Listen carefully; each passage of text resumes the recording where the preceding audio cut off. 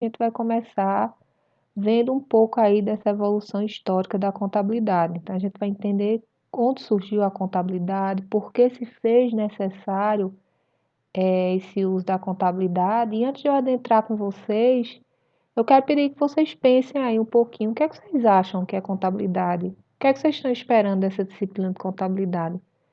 Normalmente, quando eu pergunto isso em sala, as respostas que eu tenho é justamente que é cálculo, que é difícil, que é aquilo, mas vão além disso. O que é que vocês acham que a contabilidade trabalha? A gente vai começar a entender um pouquinho dela a partir de agora. Aí nessa evolução histórica, vamos entender de onde vem essa palavra, contabilidade. A palavra ela vem do latim, de computator, que significa somar ou calcular. Então é basicamente isso que a gente vai estar fazendo o tempo inteiro, trabalhando com a contabilidade. A gente vai estar calculando nossos bens, nossas riquezas, nossas dívidas, e por aí vai. Lá na frente vocês vão se familiarizar com esses nomes. E a gente vai somando, somando, calculando, calculando para saber se a gente está bem ou mal das pernas. E aí eu falo a gente enquanto empresa. Então, ela é tão antiga quanto a própria humanidade. O que é que isso quer dizer? Desde que a humanidade começou a existir, qual foi a principal necessidade que surge? O ser humano ele precisa começar a contar. Como é que ele faz isso? Riscando tracinhos lá na parede, registrando a quantidade de elementos que ele tem. Então, desde lá, desde quando começa a surgir a humanidade, vem atrelada a ela a contabilidade. Só que, óbvio, não se tinha esse nome ainda, é associado àquela contagem que nossos antepassados faziam. E aí ela surge em função da necessidade que o ser humano tem de controlar suas posses e riquezas. Então, essa terminologia, de fato, a contabilidade, o nome contabilidade enquanto ciência, ela surge justamente nesse contexto, quando o ser humano ele começa aí a ter que controlar suas posses e tentar gerar riqueza. E aí, é justamente essa riqueza, esse é o ponto de onde surge a contabilidade. Quando é que a gente começa a pensar em riqueza? Quando a gente começa a trabalhar além dos escambos. Porque lá, antigamente, o que era que se tinha? Eram trocas, eram escambos. Não se tinha objetivo de geração de lucro. Então, se tu estava produzindo arroz, teu vizinho estava produzindo feijão, o excesso que vocês tinham dessas mercadorias, vocês trocavam entre si para que ambos tivessem feijão e arroz. E aí, no passar do tempo, o ser humano ele percebe que ele pode começar a acumular, que esses excedentes ele pode começar a vender, gerar lucro, por aí vai. Então, é nesse contexto aí que começa a surgir a contabilidade. Então, o desenvolvimento do método contábil, que a gente vai estudar um pouquinho mais na frente, o método em si, bem elaborado, ele se dá devido ao capitalismo. Por que devido ao capitalismo? O que é que a gente tinha antes do capitalismo? A gente tinha a produção manual. A produção manual normalmente era um artesão ou agricultor, e aí o camarada ele enquanto uma pessoa, uma família, que era o máximo dos grupos, era uma família, quando eles produziam, era um grupo pequeno, então, consequentemente, eles produziam pequenas quantidades. Pequenas quantidades, a gente não precisa de um método muito elaborado para conseguir contar, para conseguir estar registrando esse acúmulo aí. Então, dava para fazer de uma maneira muito mais simples. Agora, o método contábil enquanto ciência, ele se tem como necessidade a partir do capitalismo. Porque o que é que esse capitalismo ele faz? Ele surge lá junto da Revolução Industrial, e aí, na verdade, ele explode junto da Revolução Industrial. E o que é que a Revolução Industrial faz? Começa a produção em massa. A gente começa a ter grandes quantidades de produtividade, e aí começa a ser um pouquinho mais difícil manter o controle dessas quantidades. E aí ele surge como uma técnica quantitativa para mensurar os acréscimos e os decréscimos dos investimentos iniciais alocados à exploração industrial ou comercial. Então, é justamente isso. Eu quero saber se aquilo que eu estou investindo está tendo retorno. E agora eu estou começando a lidar com produção em escala, em grande quantidade. Então, a gente precisa dessa técnica para ter o controle aí sobre isso. No século passado, foi útil como instrumento de controle nos países de regime políticos com a economia controlada pelo governo. Ou seja, antigamente, lá no século passado, a contabilidade ela era mais utilizada pelo Estado, pelo governo. justamente para controlar os recursos de uma nação. Só que aí, no decorrer do tempo, esse método ele vai se difundindo e ele começa a ser utilizado em mais contextos.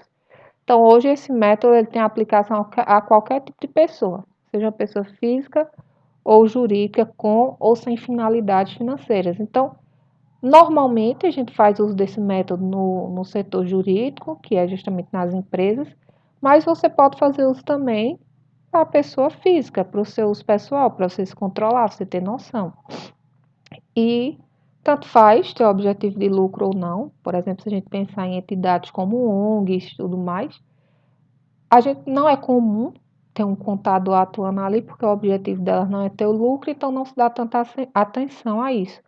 Mas pode-se fazer uso também da contabilidade para favorecer essas organizações, que é justamente para melhorar, saber quando estão bem, saber quando precisam ir atrás de mais investimento e por aí vai. Então, só uma curiosidade sobre a contabilidade, ela foi a primeira profissão regulamentada aqui no Brasil, que foi o do contador, em 1931. Entendido agora o contexto que surge essa contabilidade enquanto método, enquanto ciência, a gente vai agora começar a ver alguns conceitos básicos, a estrutura, a metodologia operacional. Então, vamos mais para uma introdução sobre isso que a gente está conversando. A gente viu agora o respaldo histórico e vamos entrar agora um pouquinho nessa introdução. Então, a primeira pergunta que eu trago para vocês é o seguinte: por que a gente tem que estudar contabilidade? Porque eu estou num curso de administração e eu preciso estudar contabilidade. Não vou ter o contador? Toda empresa não precisa ter um contador, então por que eu tenho que estudar contabilidade? Então, a primeira coisa que eu digo a vocês é, ela vai ter tudo a ver com nossas funções administrativas, enquanto administrador, tudo a ver. Vamos observar aí. Tentem relembrar, vocês estudaram isso lá no primeiro período, ou segundo talvez, quais são as 4 funções básicas da administração? As 4 principais que a gente vê, revê lá no começo do curso. Tentem lembrar aí. A gente tem como essas 4 funções básicas: planejamento, organização, direção e controle. Ou seja, planejar, organizar, dirigir e controlar. Vocês vão conseguir perceber que a função da contabilidade, o uso da contabilidade, ela tem tudo a ver com essas nossas 4 funções administrativas. Então, é como se a coisa tivesse entrelaçada. A gente vai ter um contador na empresa, é óbvio que a gente vai ter um contador na empresa, a gente nem pode assinar documentos contábeis enquanto administradores. Mas, se a gente tem um conhecimento, o respaldo de conhecimento, para saber pegar um relatório contábil e ler, saber entender como a empresa anda, ter esse conhecimento em si, não está dependendo de interpretação dos outros, isso nos enriquece. Isso faz com que a gente consiga tomar decisões mais acertadas, baseadas em números, do que mas eu tenho que esperar fulaninho, porque fulaninho vai me explicar o que é que significa esse resultado aqui. Não.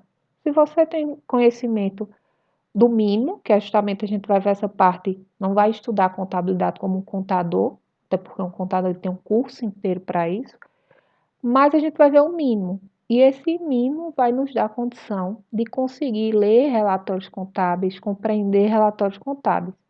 Aí vamos voltar para cá. Está ligado às 4 funções aí: planejar, organizar, dirigir e controlar.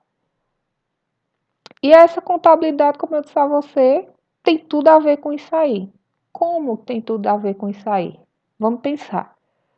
Como que a gente consegue planejar se a gente não souber ao certo avaliar os recursos que a gente tem? É possível você conseguir fazer o planejamento de qualquer coisa que seja, sem saber os recursos que você tem em mãos, sem saber o material, sem saber todo o preparo que você tem em mãos para saber como planejar, saber como ir adiante. Tem como você fazer um planejamento às cegas. Chegar para você assim e dizer, ó, essa empresa aqui quer que tu planeje os próximos 3 meses dela. Aí tu vai dizer, certo, o que é que essa empresa tem? Não, sei não. Planejar aí é impossível a gente conseguir fazer isso. Então, ponto 1 aí, a contabilidade ela registra e mensura os recursos da empresa. E isso nos dá embasamento para fazer o nosso planejamento. Então, veja a importância da contabilidade aí, para a gente conseguir realizar a primeira etapa das 4 funções administrativas, que é planejar. Segundo ponto, como é que a gente organiza sem mensurar monetariamente os elementos da empresa? Fiz meu planejamento e agora eu vou organizar. O que é organizar? É a gente distribuir nossos recursos entre aquelas atividades para a gente poder colocar em prática o nosso plano, que a gente planejou. Tem como a gente organizar sem saber monetariamente, ou seja, em espécie, todos os elementos da empresa? Não tem como. Não tem como a gente distribuir, não tem como a gente organizar sem ter essa informação. Quem é que dá essa informação? A contabilidade. Ela faz o levantamento e organiza cada elemento que pode ser mensurado. Então, além da contabilidade registrar os itens, ela mensura esses itens. Todo registro contábil ele é feito em termos de espécie, em termos de mensuração monetária. Então, veja aí, a gente precisando mais uma vez da contabilidade. Vamos lá para o ponto 3. Como dirigimos a execução das decisões tomadas se estas não forem bem embasadas? Então, se a gente tem decisões que não têm embasamento coerente, que não têm embasamento fundamentado em informações, como é que a gente dirige a execução disso? Como é que a gente direciona? Como é que a gente faz a coisa acontecer? Então, para poder ter essas decisões bem embasadas e fazer os planos agirem da melhor maneira possível, a gente tem que embasar essas decisões em quê? Em informações. E essas informações vêm de onde? Os relatórios contábeis, eles dão um suporte incrível para a gente ter essas tomadas de decisões mais acertadas. Mais à frente, a gente vai entender que tem 2 tipos de contabilidade, que é o que a gente está chamando, as básicas, né, que a gente administrador estuda. Contabilidade básica, que é a contabilidade geral, e contabilidade de custos. Essa contabilidade de custos ela é mais voltada ainda para esse suporte de tomada de decisão. Mas contabilidade de custos, vocês só vão pagar no semestre que vem. Então, a gente está aqui na contabilidade geral.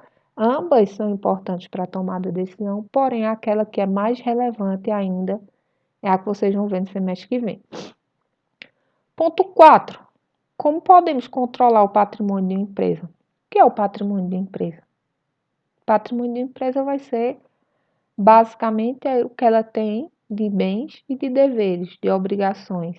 Então, a riqueza dessa empresa, o que é que ela tem? Como é que a gente controla, que é a quarta função administrativa? Para a gente controlar algo, a gente tem que ter informação sobre esse algo. Então, ó, a contabilidade ela é a ciência que se dedica a registrar essa informação e controlar o patrimônio de uma empresa. Então, garante que a gente não vá tomando caminhos errados aí e acabe chegando numa falência.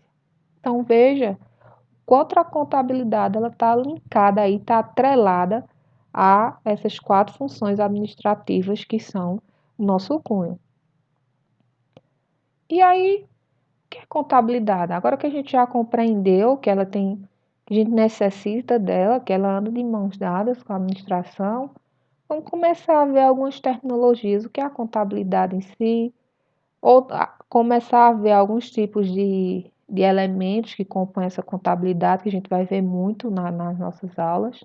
Então, trouxe aqui alguns conceitos para vocês, ó. A contabilidade ela é a linguagem que descreve o que ocorre nas empresas. Então, por que que ela é a linguagem que descreve o que ocorre? Porque toda transação financeira, ela tem que ter seu registro contábil. Tudo que acontece dentro da empresa é o correto. É que a gente tenha toda entrada, toda saída, toda compra, todo bem, toda obrigação, tudo tem que ser registrado. Então, é por isso que é dito que ela é a linguagem que vai descrever tudo que acontece nas empresas. Ela registra as decisões empresariais e suas consequências, além de elaborar relatórios. Então, uma vez que a gente toma uma decisão, isso vai indicar alguma ação. Então, vai ser registrada contabilmente.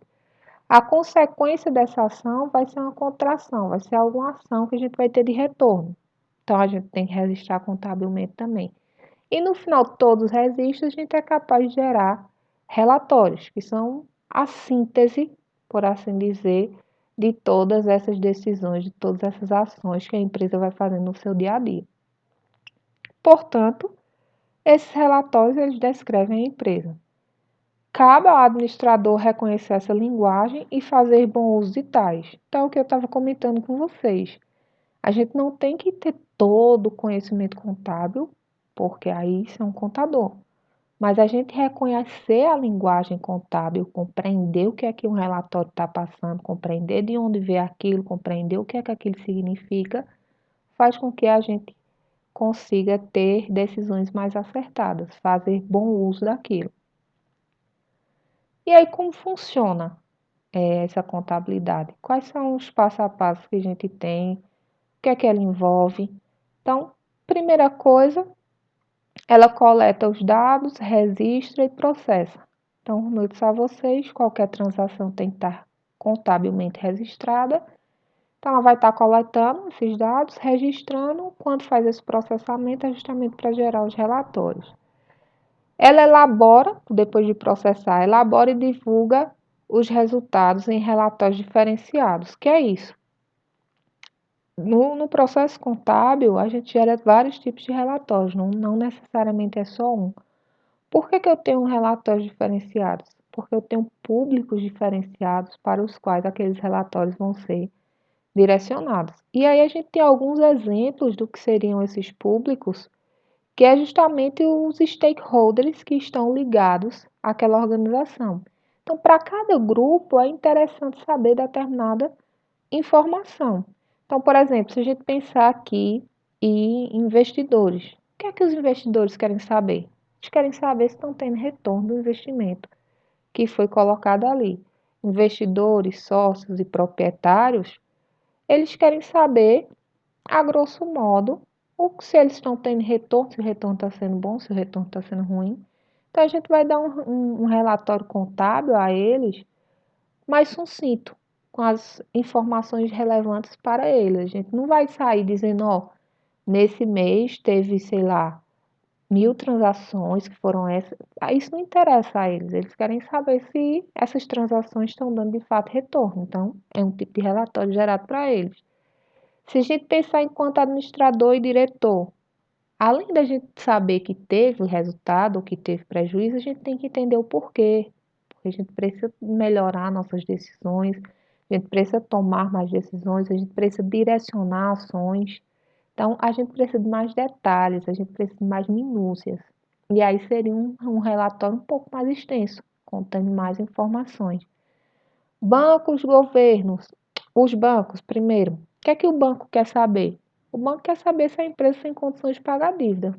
Só isso. O que é que a empresa vende, o que é que ela não vende, se a linha de montagem dela está boa, se aquele produto está dando lucro, se não está. O banco não quer saber de nada disso. Quem quer saber disso é o administrador, o diretor. O que é que o banco quer saber? Quer saber o patrimônio líquido daquela empresa, quer saber se ela tem capacidade de pagar a dívida, se ela está pegando um empréstimo comigo. Então, já é outro tipo de relatório. E assim vai. Ao governo, contabilmente, a gente tem a obrigação de, ao menos uma vez no ano, reportar um tipo de relatório que é chamado balanço patrimonial, que a gente vai entender o que é ele. Então, ao governo, a gente tem que cumprir as legislações contábeis que são estabelecidas. Economistas governamentais, eles também fazem uso desses balanços patrimoniais que a gente entrega para tomar decisões lá dentro daquela nação. A sociedade, a gente tem que ter a transparência, porque isso também é questão legal. Então, a gente tem que dar à sociedade o resultado lá dos nossos lucros. E aí tem um site lá para isso ser publicado. E pessoas físicas, se a gente for usar isso para pessoa física, em vez de ser para pessoa jurídica, a gente quer saber lá se está gastando mais do que pode, se está conseguindo guardar alguns rendimentos. Então, veja a quantidade de possibilidades diferentes que a gente tem para gerar relatórios contábeis, a depender de para quem seja esse relatório.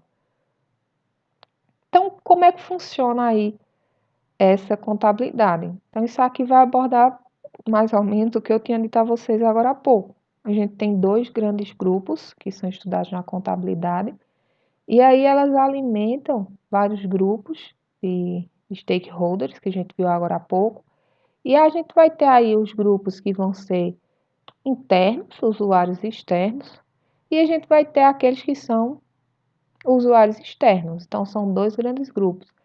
Cada um desses dois grandes grupos, basicamente, a gente tem uma área da contabilidade que atende melhor os relatórios, as informações que vão ser geradas para eles. Então, os usuários externos, eles são mais aqueles que a gente gera os relatórios através dessa contabilidade geral, que é a contabilidade que a gente vai estudar nessa disciplina. Porque o que é que esses relatórios geram? Dá o cenário geral da empresa, sem tantos detalhes, de se ela vai bem, se ela vai mal, se ela teve lucro, se ela teve prejuízo. Mostra o patrimônio dela, que seriam os bens, as obrigações. Então, isso é a informação que a gente dá normalmente para o público externo.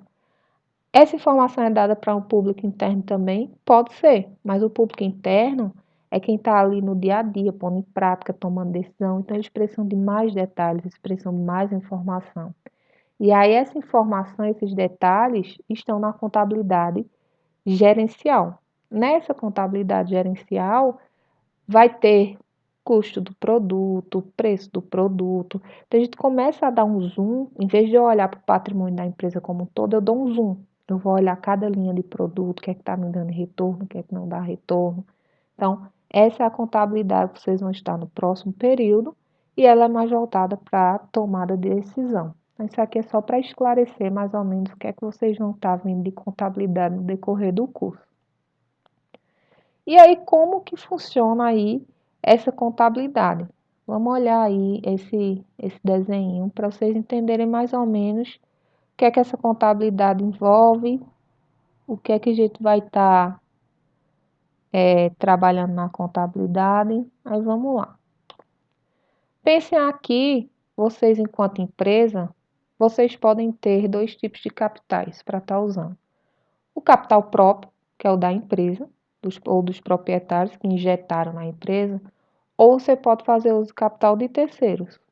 Pegar empréstimo, comprar mercadoria a prazo, tudo isso você está usando capital de terceiros, porque você está usando, mesmo que você use a matéria-prima, a mercadoria que você comprou, você não pagou por ela ainda. Então, você está fazendo uso de algo que é de alguém. Então, aqui, ó, a gente tem justamente essas duas possibilidades: capital de terceiros e capital próprio. Isso a gente injeta na empresa. Então, o que vem de capital de terceiros a gente chama de recursos de terceiros e o que é da empresa a gente chama de recursos dos sócios.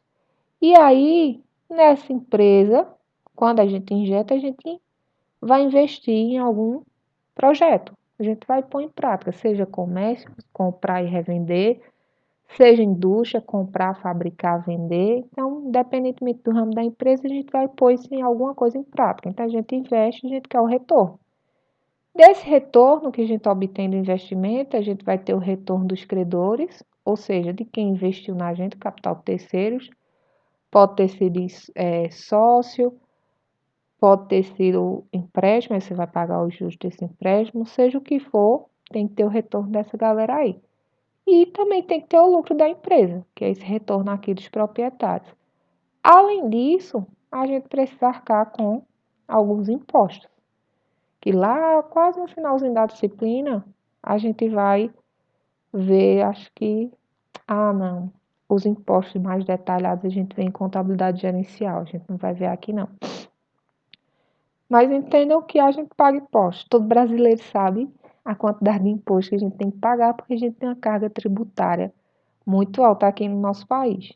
Então, de um lado, percebam agora que de um lado a gente teve a origem do dinheiro, ou seja, a fonte desse dinheiro, de onde esse financiamento veio, e do outro a gente tem a aplicação desse dinheiro. Onde foi que a gente aplicou, o que foi que a gente comprou. Por que é que eu estou mostrando isso a vocês? Para vocês irem se familiarizando com os nomes. Esse lado que retrata de onde veio o dinheiro, qual é o dinheiro, de quem é o dinheiro, qual a fonte do dinheiro, a gente vai estar chamando ali na frente de passivo e patrimônio líquido. Só para vocês irem se habituando, a gente vai conversar muito sobre isso, não se preocupem.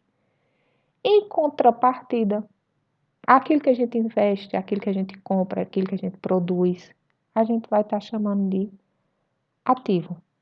Então, de antemão, eu antecipo para vocês que o ativo vai ser tudo que a gente investiu, vai a aplicação do nosso dinheiro, então vai ser aquilo que a gente comprou, aquilo que a gente produziu, aquilo que está em processo, enquanto que o passivo é a origem do dinheiro. Por exemplo, se eu tenho um carro, o carro é um bem, eu investi um dinheiro para comprar aquele carro. O carro vai estar no meu ativo. Para eu comprar esse carro, eu tive que ter dinheiro. Qual a fonte desse dinheiro? Era meu? Se era meu, vai para o meu patrimônio. Ou eu comprei esse carro parcelado, eu ainda vou pagar esse carro. Se eu ainda vou pagar, isso é uma dívida que eu tenho, é fonte de terceiro. Então, na minha fonte de terceiros também, no meu passivo, eu resisto a essa dívida. Então, de antemão, é só, não se preocupem, a gente vai fazer muitas vezes isso, vocês vão se familiarizar com ativo, com passivo. Só para vocês irem tendo a ideia que a gente vai ter dois grandes grupos. Um com a fonte desse dinheiro e o outro com a aplicação desse dinheiro. Então, o objetivo, recapitulando que a gente estava falando de definição, de objetivo, o objetivo da contabilidade é justamente o controle de um patrimônio. Ou seja, é controlar. O que é controlar? É ter o controle, é ter a ciência do que está acontecendo, do que está entrando, do que está saindo. E o que é um patrimônio? O que é que para vocês é um patrimônio? Patrimônio vai ser justamente o conjunto de tudo que aquela empresa, aquela pessoa, ela tem. Então, patrimônio é tudo que uma entidade tem, todas as suas posses. E aí, atentem-se ao pequeno detalhe. Quando eu digo tudo que ela tem, não é só o que é bom, não. Ela tem bens, que vão ser, por exemplo, carro, matéria-prima, máquina, mas ela tem dívidas também. Então, a dívida é uma posse dela, ela tem responsabilidade com aquilo. Então, saibam que o patrimônio, quando ele diz que é tudo que uma entidade tem, é tudo de positivo e tudo de negativo. Vai estar englobando de fato o todo. E o controle é feito através justamente dessa coleta, armazenamento e processamento das informações que são provenientes dos fatos que alteram essas massas patrimoniais. Ou seja, o controle é justamente a gente ver os fatos que acontecem no nosso dia a dia, pegar a informação e ir armazenando e fazer os processamentos para posteriormente gerar os nossos relatórios. Então é isso que a contabilidade faz. Esse é o objetivo primordial da contabilidade, é controlar, e esse controle é coleta, que é o registro, o armazenamento aí de todas essas informações, e é o controle de quê? Do patrimônio, que é justamente todas as entradas, saídas, bens, dívidas, então tudo vai estar sendo englobado aí por essa contabilidade. Então, sendo assim, contabilidade trata-se de um sistema de informação que controla o patrimônio da empresa. Então, vai ser um sistema de informação, porque a gente vai estar coletando, armazenando, injetando informação ali naquele sistema. E o objetivo desse sistema é justamente controlar o patrimônio de uma empresa. E aí, o que é que o que é que a gente entende aí por patrimônio? Vamos ver um exemplo aí. Primeiro, a visão tradicionalista. Então, vai ser, quando eu digo uma visão tradicional, é porque eu estou olhando primeiro para os meus bens, depois a gente olha para a parte das dívidas. Então, é um conjunto de riquezas, de propriedades de uma entidade, que podem ser usados, trocados ou vendidos. Então, é um conjunto de bens. São os bens daquela empresa. Ela pode usar, ela pode trocar ou ela pode vender. Então, vamos exemplificar aí o uso desse patrimônio. Exemplificando, uma pessoa que possuísse uma casa e um carro, seu patrimônio seria registrado assim: uma casa e um carro. Só que, contabilmente falando, a gente vai ver daqui a pouco que eu disse a vocês lá atrás que o registro contábil ele mensura monetariamente todos os bens. Então, além de você dizer que essa pessoa tem uma casa e um carro, você tem que registrar o valor dessa casa e o valor desse carro. A gente vai chegar lá. Então, o que é que seria essa classificação dos bens? O que é que seriam esses bens? que a gente falou ali atrás agorinha. O que é que são bens? Então, a gente vai ter 3 possíveis classificações aí. A primeira, esses bens eles podem ser permanentes ou bens de consumo. Qual a diferença entre isso? Bens permanentes é aquilo que a empresa compra e fica lá para ela usufruir. Ela não vai consumir, vai ficar lá fazendo parte da empresa. Por exemplo, ela compra um maquinário, é permanente daquela empresa. Ela compra um prédio, é um bem permanente daquela empresa. Um terreno. Então vejam que não são bens que ela vai consumir para transformar e vender em outro bem. São bens permanentes de uso daquela empresa. Já em contrapartida, a gente tem os bens de consumo. Basicamente seriam o quê? Quando ela compra matéria-prima, quando ela compra produto para revender, quando ela compra produtos de higiene, produtos do escritório administrativo. Então, tudo vocês pensarem que ela vai consumir, seja para o consumo próprio, no decorrer das operações da empresa, ou para transformação e posterior venda, se enquadraria aí em bens de consumo. Segunda classificação que a gente tem são bens móveis e bens imóveis. Isso aí basicamente é literalmente o que a gente conhece. Bens móveis vão ser aqueles que a gente consegue locomover com facilidade. Então, maquinário, matéria-prima, tudo vocês imaginarem que dê para móveis, que dê para transportar, utensílios, tudo por aí vai, se enquadraria em bens móveis. Enquanto bem imóveis é justamente aquilo que a gente não consegue estar movimentando, mudando de lugar. É literalmente o que a palavra diz. Então, uma casa, um prédio, um terreno, tudo isso seriam bens imóveis. E a terceira classificação são bens tangíveis versus bens intangíveis. Qual a diferença entre eles? Vocês já devem ter ouvido aí essas palavrinhas por aí. Tangível vão ser aqueles bens palpáveis que a gente consegue pegar. A grosso modo vai ser isso. Que existe essa tangibilidade que a gente pode pegar. São bens corpóreos.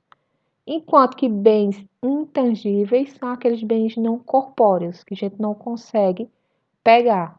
Por exemplo, um bem tangível seria uma cadeira, uma máquina, um prédio, tudo que vocês conseguirem imaginar que a gente consiga pegar.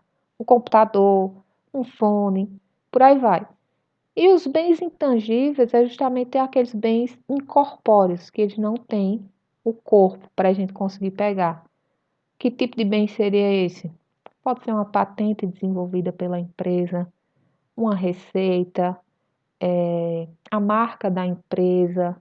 Então, tudo que vocês conseguirem pensar que agrega valor para uma empresa, mas não é palpável, seriam bens intangíveis. Software desenvolvido pela empresa seria um bem intangível. Então, basicamente, essa é uma classificação aí que a gente pode estar acoplando todos os possíveis tipos de bens, eles vão estar se enquadrando aí nessas 3 classificações. Então, vamos voltar lá, só para esse exemplo aqui, ó, que a gente estava falando dos bens. Aí eu só dei uma pausa para explicar os possíveis bens que vocês podem se deparar. E vamos voltar agora para o controle. Primeiro eu falei do patrimônio, e aí meu patrimônio eu só digo uma casa e um carro. Só que para eu ter um controle, que a contabilidade é o controle desse patrimônio, para eu poder controlar eu tenho que mensurar. Então, controle na contabilidade está relacionado à mensuração dos elementos patrimoniais, que vão ser os bens, na moeda corrente do país, ou seja, em real. Então, ao lado de todos os bens, como eu tinha mencionado para vocês, a gente tem que colocar o valor. Então, a casa aí está no valor de 150 mil e o carro no valor de 50 mil. Então, a gente começa a estabelecer um controle aí do patrimônio dessa pessoa, dessa empresa, ou o que for. Aí, como eu disse a vocês, aquela visão tradicional de patrimônio tinha só bens, mas eu já comentei que nosso patrimônio ele vai além dos bens, vai além das coisas positivas, porque toda empresa ela vai ter os bens, mas ela vai ter obrigações também a arcar. E ela vai ter direitos, que é aquilo que ela tem para receber. Então, esse é o outro grupo também que a gente tem que compreender. Então, além dos itens que compõem a riqueza dos homens ou das empresas, existem outros elementos que também são riquezas, são os valores a receber de terceiros, que são o que a gente chama de direitos. Pense uma situação enquanto empresa. Se a empresa vendeu mercadoria a prazo, ela tem o direito de receber aquele valor. Então, também é uma riqueza dela. Não está na mão dela ainda, mas é uma riqueza que ela tem direito. Então, aí, exemplos: promissório a receber, saldo bancário, caderneta de poupança e etc. Então, por exemplo, você tem um dinheiro no banco, você não está com ele, mas ele é seu, é um direito seu. Você pode ir lá e sacar a qualquer momento.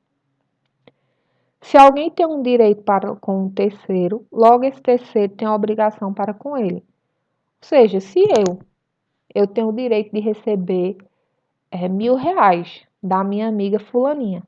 Então, se eu tenho o direito de receber R$ 1.000 da minha amiga fulaninha, porque eu emprestei a ela, fulaninha tem a obrigação de me pagar R$ 1.000. Então, existe essa... São dois lados da mesma moeda. Então, do mesmo jeito que existem os direitos, vão existir os deveres, que são as obrigações. Então, seguindo o exemplo que a gente vem trabalhando aí, suponhamos agora que a pessoa tem um saldo bancário de R$ 2.000 e deva 148 mil aí para o sistema de financiamento habitacional. Então, vamos lá separando. Aqui a gente tem, ó, uma casa, que é o que ela já tinha, no valor de 150 mil, é um bem dela. Um carro, ela tem também, é um bem dela de 50 mil. E ela tem aí um direito, tem lá na conta do banco dela 2 mil.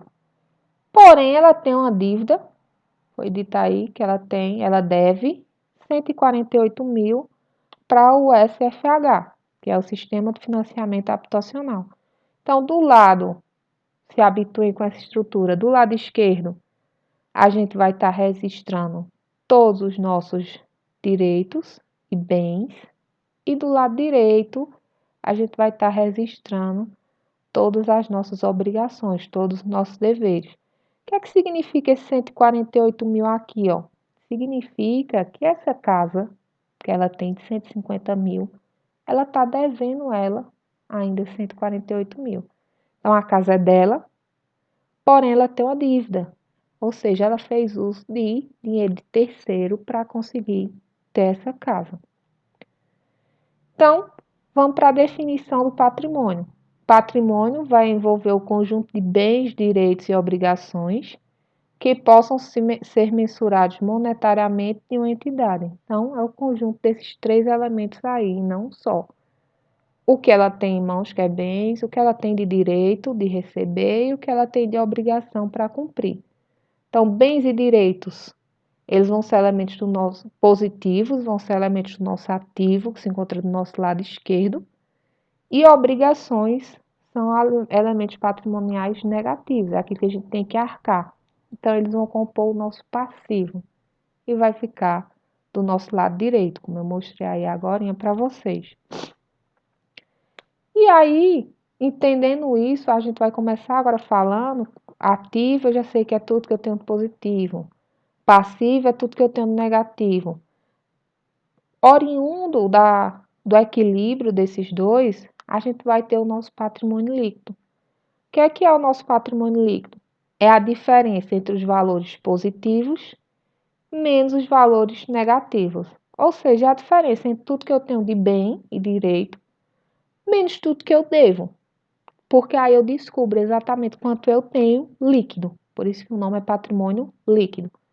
E essa função, ela é uma função, uma equação, na verdade, fundamental. Ela engloba a contabilidade inteira, está embasada nela, que é justamente o seguinte: meu patrimônio líquido vai ser igual aos meus bens, mais os meus direitos, menos todas as minhas obrigações. Então, ela vai definir, ela vai demonstrar exatamente aquilo que eu tenho, que é meu, que não é fonte de terceiros. Seguindo o exemplo que a gente estava fazendo, qual vai ser o valor do patrimônio líquido daquela pessoa? Tá? Qual é a riqueza efetiva? O que é dela mesmo? Se a gente vier para cá, ó, ela tinha de bens de positivo 150, com 50, com 2. Então, daria aqui 202 mil. Mas desses 202 mil, ela está devendo 148 mil. Então, qual vai ser a riqueza dela de fato? 202 mil menos os 148 mil que ela está devendo aqui, ó, menos esse valor. E aí ela vai ter, de fato, uma riqueza de quanto? De 54 mil. Sei que tem aqui no slide, não tem. Enfim, vocês vão pegar os bens, somar com os direitos e subtrair as obrigações. Então, tudo isso soma. O resultado, você subtrai 148 mil. E aí a riqueza efetiva dela vai dar 54 mil. Isso é de fato dela. O restante, ela está fazendo uso de dinheiro terceiro. Vamos lá seguir. Em uma entidade, o patrimônio líquido ele pode ser proveniente das seguintes fontes: capital investido na empresa, que a empresa, os sócios investem esse dinheiro; reservas de recursos, que é poupança com a finalidade específica, ou seja, no decorrer das operações da empresa, ela vai fazendo reserva de parte do seu lucro, vai reservando para se preparar para eventos futuros, por exemplo. Então, eu vou ter uma finalidade para aquela poupança e eu vou guardando. Então, eu vou enriquecendo o patrimônio líquido, que é o dinheiro próprio da empresa. E lucros ou prejuízos que a empresa obtém. Então, se for lucro, ótimo, eu vou aumentar meu patrimônio líquido. Se for prejuízo, é ruim, porque eu vou diminuir meu patrimônio líquido. Então, basicamente, esses três elementos aí são os elementos que interferem no patrimônio líquido da empresa: o dinheiro injetado pelos sócios, a reserva que a empresa faz e os lucros ou prejuízos que vão sendo decorrentes de suas operações. Então, o resumo do patrimônio a gente tem aí, ó. Patrimônio vai ser bens, direitos e obrigações. Bens mais direitos são os elementos positivos. As obrigações são nossos deveres, são os negativos. E o patrimônio líquido, que é aquele que é de fato nosso. Entendam a diferença. Patrimônio é o todo. Patrimônio líquido é aquele que fica líquido de fato, é aquele que é da empresa de verdade, é a riqueza efetiva. Aí o patrimônio líquido vai ser os bens mais direitos, menos todas as obrigações, menos todas as dívidas. E aí, disso aí, surge o conceito do tamanho de riqueza. O patrimônio líquido é justamente a medida de riqueza na comparação com entidades diferentes. Ou seja, se você vai comparar empresa A com empresa B, você não pode olhar só para os bens que elas têm. Ah, mas a empresa B tem 10 carros e a empresa A só tem um. Mas quanto é que a empresa B está devendo para ter esses 10 carros? Ela já pagou esses 10 carros? Ela deve esses 10 carros? Então, para poder eu comparar uma empresa com outra, eu não posso olhar para o patrimônio. Eu tenho que olhar para o patrimônio líquido, que é a riqueza efetiva dela. Então, tem-se uma avaliação estática, sem preocupação com o futuro. Então, eu olho no hoje, a riqueza dela. E aí, quando eu olho no hoje, eu já estou subtraindo todas as dívidas que ela ainda tem. Então, não me preocupo com o futuro, porque o patrimônio líquido já é supondo eu ter quitado todas as minhas dívidas. Sendo assim, é mais rico aquele que tem mais patrimônio líquido. Uma empresa ela é maior que a outra se tem mais patrimônio líquido. Então, essa é a base para fazer comparação entre riquezas. Por exemplo, a gente tem aí, vamos comparar a riqueza de duas pessoas. A gente tem o patrimônio de William e o patrimônio de José. O William ele tem um carro BMW, um saldo bancário de 2 mil e uma BMW foi 100 mil. Porém, ele tem um financiamento, ele tem uma dívida de 95 mil desse BMW. Já José, ele tem um Fiatzinho Uno, aquele lá antigo, que é só 9 mil reais que vale. E ele tem um saldo na poupança de 3 mil. Porém, José não tem dívida nenhuma. A pergunta que fica é, quem é mais rico, contabilmente falando? É o William ou é José? Se a gente fosse olhar no dia a dia, na vida aleatória da gente, a gente o mais rico é o William, ele tem uma BMW, Só que ele está devendo praticamente a BMW todinha. Então, como é que a gente calcula o patrimônio líquido de cada um? Aqui, ó, o William, ele vai ter 100 mil mais 2 mil vai dar 102 mil, menos 95 mil. Então, ele tem um patrimônio líquido de fato de 7 mil. Já quando a gente olha ali para José, ele não tem dívida nenhuma. Então, qual seria o patrimônio líquido de José? Vou somar 9 mil com 3 mil. Meu patrimônio líquido é de 12 mil. Então, contabilmente falando, José, ele é mais rico do que William. E é assim que a gente tem que proceder quando a gente for comparar organizações diferentes. Sabendo disso, então, agora a gente vai ver as principais demonstrações contábeis. Então, lá na frente a gente vai saber construí-las e hoje a gente vai entender quais são as principais, vou conversar um pouquinho sobre elas só. Então, quais são as principais demonstrações? Principal de todos, o que é mais utilizado, o que é mais visto, o que é cobrado pela legislação, é justamente o balanço patrimonial. O que é que esse balanço patrimonial significa? Ele relata a situação patrimonial e financeira da empresa na data base de encerramento do exercício. Ou seja, quando é dito aí na data base do encerramento, é que legalmente falando, você tem que fazer, a empresa tem que fazer pelo menos isso uma vez ao ano. Então, a data de encerramento seria no final do ano. Algumas empresas fazem 2 vezes ao ano. Se a empresa quer ter um controle muito acirrado, ela pode fazer mensalmente. Então, isso aí vai mudando de empresa para empresa, porém, a gente é obrigado a fazer pelo menos uma vez ao ano. Quando é de balanço patrimonial, justamente a gente fazer o balanço.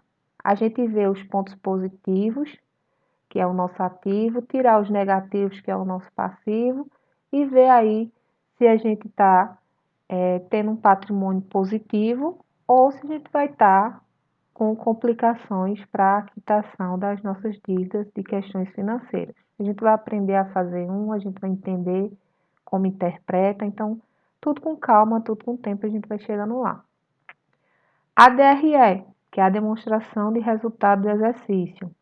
Então, o que é isso o que é que isso vai mostrar para a gente? É justamente quando se diz o resultado do exercício, é direcionar se a gente naquele período, quando se fala o exercício, é um período temporal.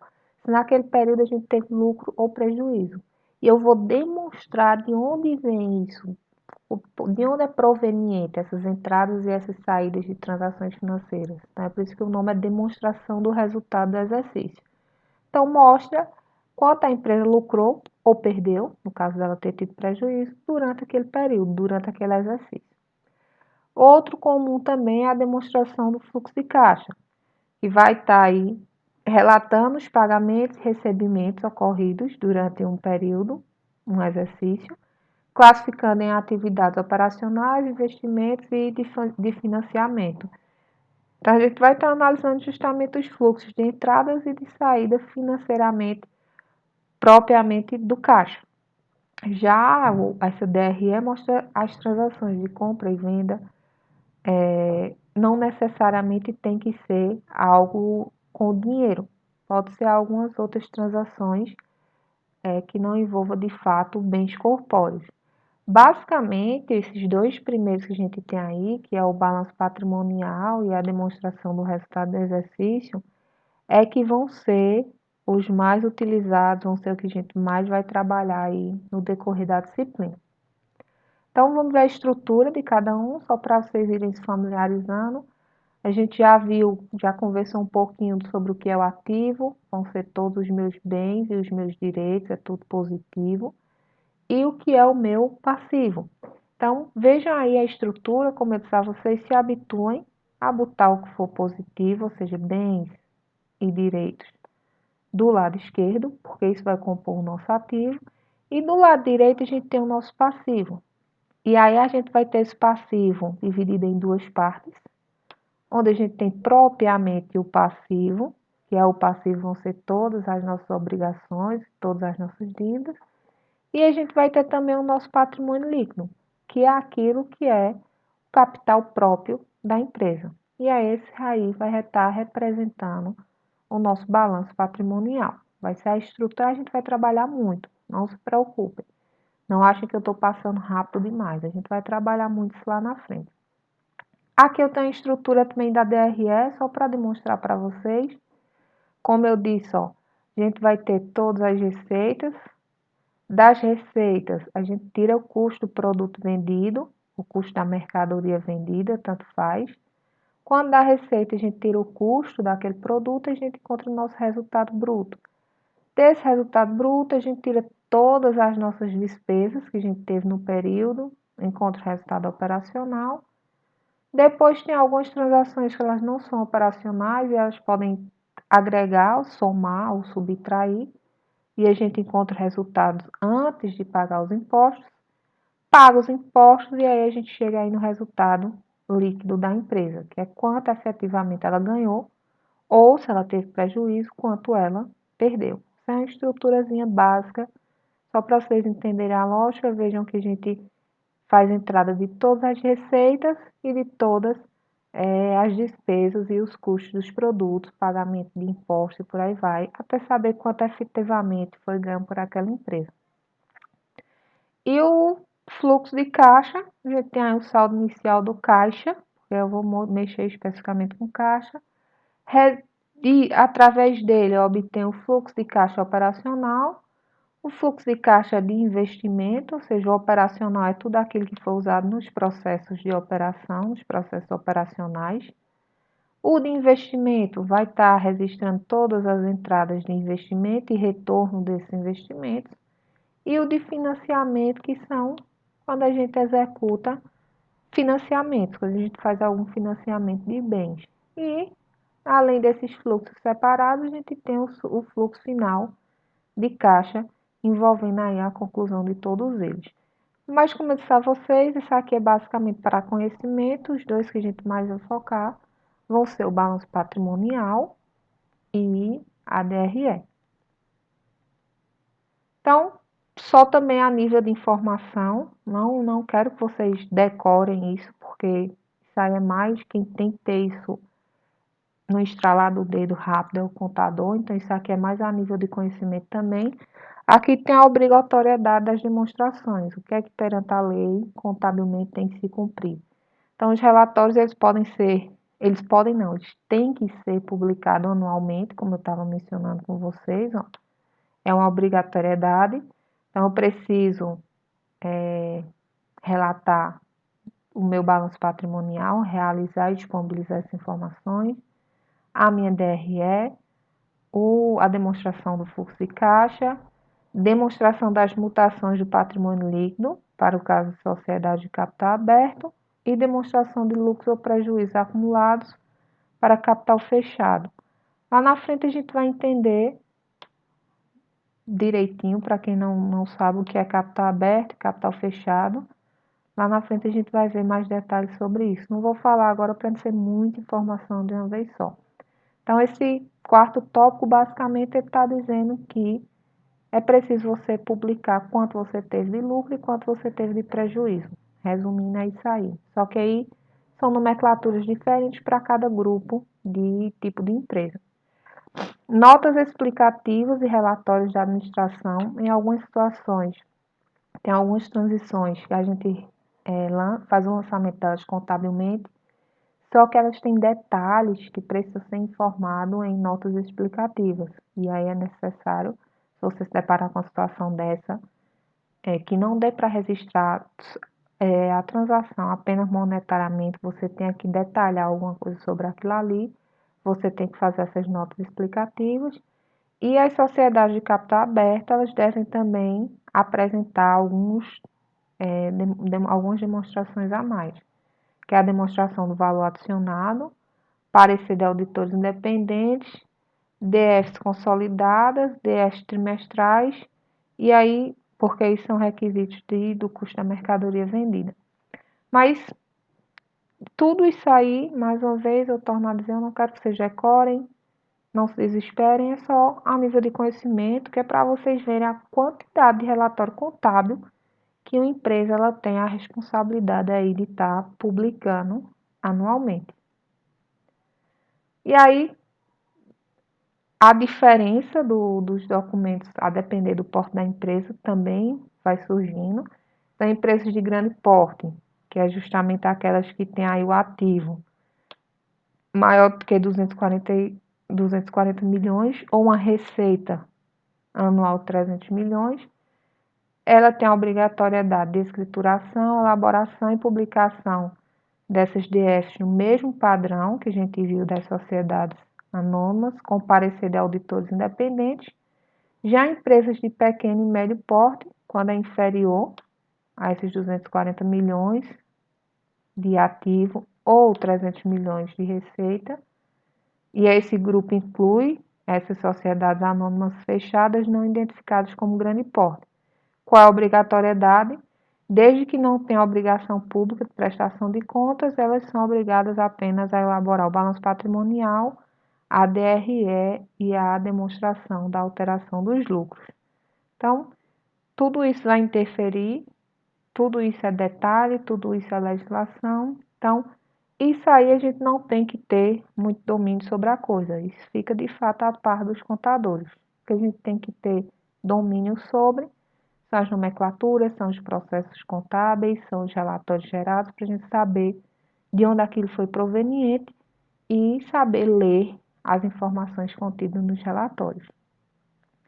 Algumas regras de contabilização tendo em vista uniformizar e padronizar a evidenciação dos elementos patrimoniais, desenvolveu-se aí um conjunto de regras que são os princípios contábeis. Lá na frente a gente vai estudar também esses princípios contábeis, que eles meio que direcionam aí os lançamentos que a gente vai fazer no uso do método contábil.